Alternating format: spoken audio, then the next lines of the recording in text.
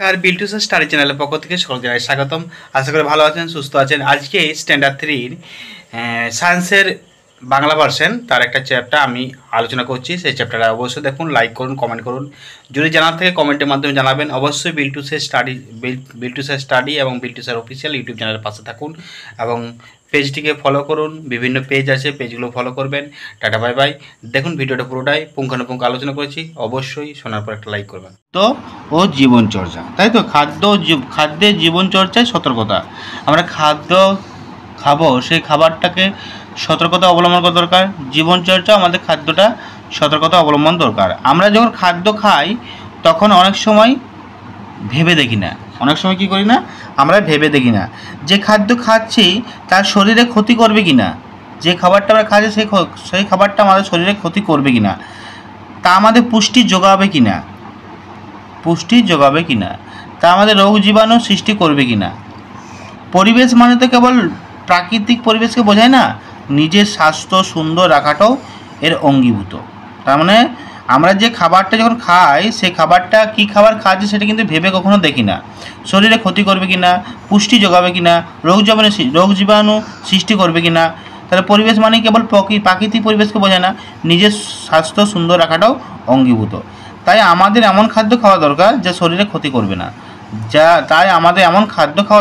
যে খাদ্য আমাদের শরীরে ক্ষতি করবে না, অসুখ করবে না, শরীরে পুষ্টি বৃদ্ধি করবে।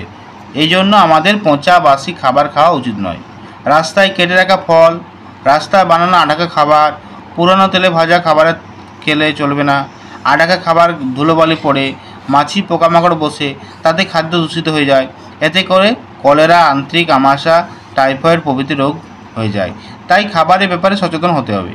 আমাদের জানা উচিত যে সর্দি, কাশি, ইনফ্লুয়েঞ্জা প্রভৃতি বাতাসের সঙ্গে ছড়িয়ে পড়ে। খোসপাচিরও একটা সংক্রামক রোগ। পরিবেশ যদি পরিচ্ছন্ন না হয় তবে ওইসব রোগ একের থেকে অন্যে ছড়িয়ে যায়। আমরা দেখেছি কারো হয়তো দাঁত হয়েছে, কেবল চুলকে যাচ্ছে, পরিষ্কার না থাকলে ঘাম জমে ওইসব দাঁত হয়। মাম্পস, ডিপথেরিয়া, গাল ফুলে যায়, ডিপথেরিয়া, এইসব রোগ বাতাসে ছড়িয়ে যায়।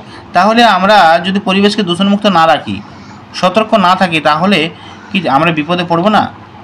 তোমরা হয়তো লক্ষ্য করেছো যে অনেক বাড়ি অথবা পানীয় জলের আশেপাশে মলমূত্র ত্যাগ করছে।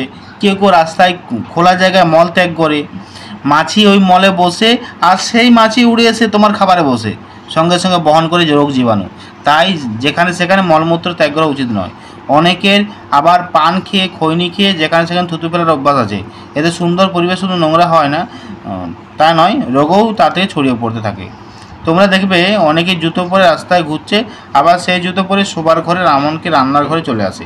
কেউ ঘামে ভেজা জামা না ধুয়ে পরে নাই, তাই তো।